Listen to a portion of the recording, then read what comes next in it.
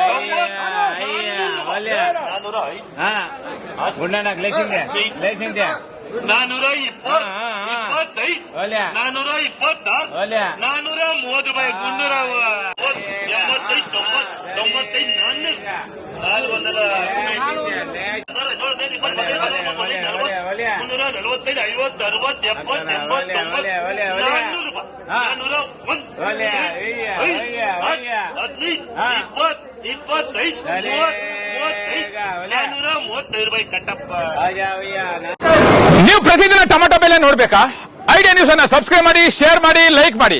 Cameraman Sampath ಜೊತೆ idea ಮಂಜು, idea news Kolar.